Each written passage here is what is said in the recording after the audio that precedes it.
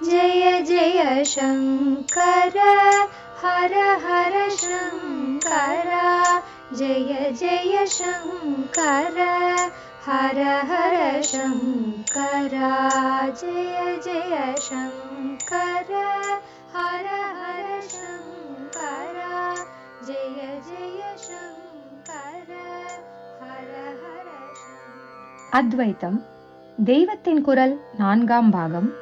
போர் தீர்ந்து அமைதி காண இந்திரியத்துக்கும் உயர் உண்டு தொடர்கிறது. ஒவ்வொரு இந்திரியத்தையும் எடுத்துக்கொண்டு அது பராசக்தி பண்ணின ஒரு மிஷின்.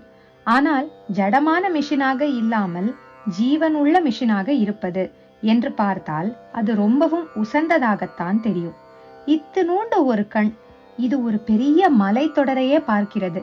தினசு தினசான வர்ணபேதங்களை புரிந்து கொள்கிறது.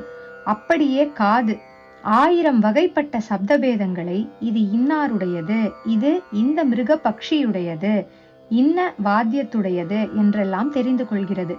இதே மாதிரிதான் நாக்கு 4000 ருசிபேதங்களை தெரிந்து கொள்கிறது.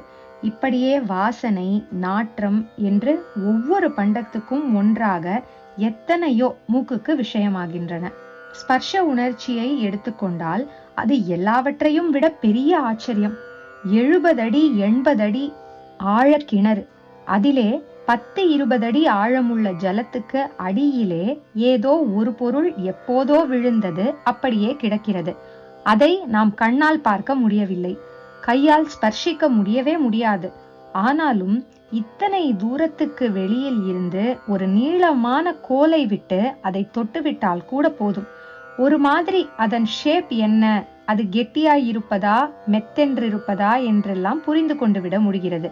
அதனால் இந்த திறமைகளை பெற்ற இந்திரியங்களை உசந்தவை என்று சொல்வதில் தப்பில்லை அல்லவா?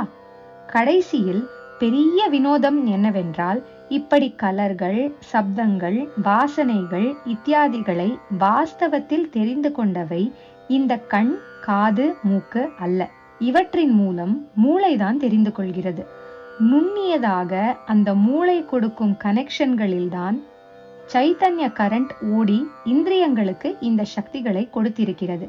இது அத்தனைக்கும் ஆதாரம் மனஸ். அதனால்தான் இந்திரியங்கள் உசந்தவை என்று சொன்னதற்கப்புறம் அவற்றை விட மனஸ் உசந்தது என்கிறார். இந்திரியேபிய பரம் மனஹ, மனசின் கருவிகளே இந்திரியங்களானபடியால் இவற்றை விட அது உசந்தது. அப்புறம் அந்த மனசையும் விட உசந்தது புத்தி. மனசஸ்து பரா புத்திஹி, மனசில் உணர்ச்சிகள் அவை பாட்டுக்கு கிளம்பி விடுகின்றன. இது நல்லதா கெட்டதா என்று பார்ப்பதில்லை.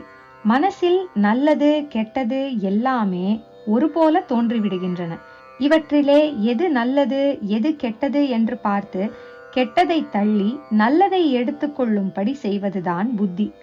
மனசிலே நிச்சயம் இல்லாமல் பல தோன்றும் போது அதிலே இதைத்தான் எடுத்துக்கொள்ள வேண்டும் என்று நிச்சயப்படுத்தி உறுதி செய்து தருவது புத்திதான்.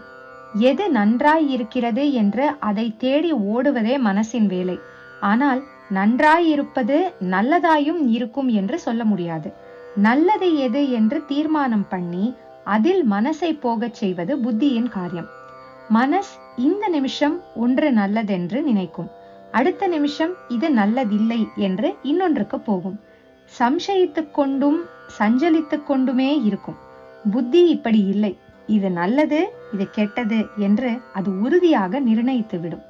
மனஸ் புத்தி என்கிறவற்றுக்கு பல இடங்களில் அந்த இடத்தை பொறுத்து பலவிதமாக அர்த்தம் கொடுக்கும் போது இங்கே இப்படித்தான் அர்த்தம் செய்து கொள்ள வேண்டும்.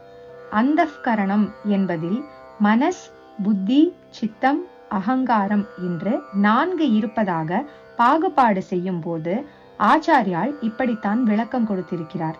ஆனால் பொதுவாக மனஸ் என்பதே அந்தఃகரணம் என்ற அர்த்தத்தில்தான் உபயோகிக்கப்படுகிறது. பெரும்பாலும் நானும் அப்படித்தான் சொல்லிக்கொண்டு போயிருக்கிறேன். அதாவது மனசிலேயே லோவர் ஹையர் என்று தாழ்ந்ததாகவும் உயர்ந்ததாகவும் 2 பகுதிகள் இருப்பதாகவும், இவற்றில் லோவர் தான் நல்லது கெட்டதுகளில் நிச்சயம் இல்லாமல் வெறுமே உணர்ச்சிக்கு நன்றாயிருப்பதில் ஓடுவதாக இருப்பது என்றும், நல்லதை நிர்ணயித்து ஜட்ஜ் பண்ணி கொடுக்கும் ஹையர் மைண்ட் அல்லது மேலான மனஸ்தான் புத்தி என்றும் சொல்லலாம். நல்லது கெட்டதில் நல்லதை நிச்சயப்படுத்தி தருவதே புத்தி என்று நாம் நடைமுறையில் வைத்துக் கொள்ளவில்லை. கெட்டதற்கு சாமர்த்தியமாக திட்டம் போடுவதை கூட புத்தியின் காரியமாகவே நினைக்கிறோம்.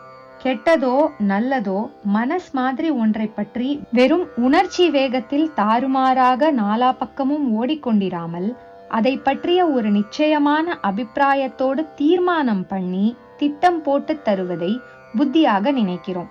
ஆக எப்படி பார்த்தாலும் மனஸ் நிச்சயம் இல்லாதது, புத்தி நிச்சயம் உள்ளது. முடிவிலே நல்லதும் இல்லை கெட்டதும் இல்லை, இரண்டும் மாயைதான். ஆத்மா தன்னுடைய நிஜஸ்திதியில் அந்தఃகரண சம்பந்தமில்லாமல், மனசின் சஞ்சல ஓட்டம் இல்லாமல், சஞ்சலத்தை போக்கி ஸ்திரப்படுத்தி தரும் புத்தியின் காரியமும் இல்லாமல் இருக்கிற போது எப்படி இருக்கிறது?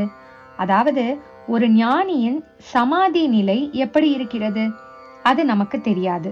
ஆனால் நமக்கும் ஒரு விதத்தில் அது மாதிரியான தூக்க நிலையை பற்றி தெரியும்.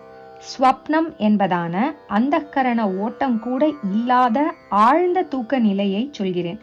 அங்கே நல்லது என்று ஏதாவது தெரிந்ததோ, கெட்டது என்று ஏதாவது இருந்ததோ? இந்த இரண்டுமே ஆத்மாவுக்கு சம்பந்தமில்லாதவைதான். மாயையால் அந்தःகரணம் கல்பித்துக் கொள்கிறவைதான்.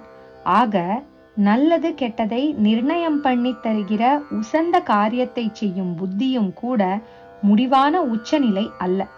காமம் அதிஷ்டானமாக ஊன்றி நிற்கும் 3 ஆதாரங்களில் புத்தியும் ஒன்று என்று பகவானே சொல்லியிருப்பதை முன்னே பார்த்தோமே.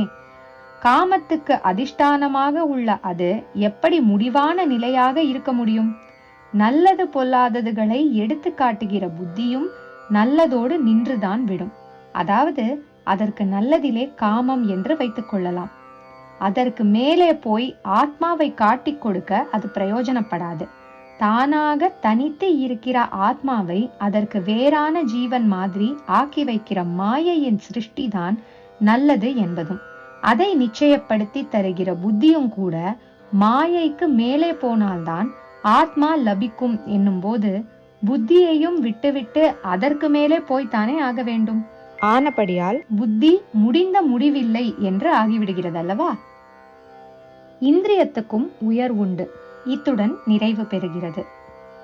ஜெய ஜெய சங்கர, ஹரஹர சங்கர, மகா பெரியவா சரணம்.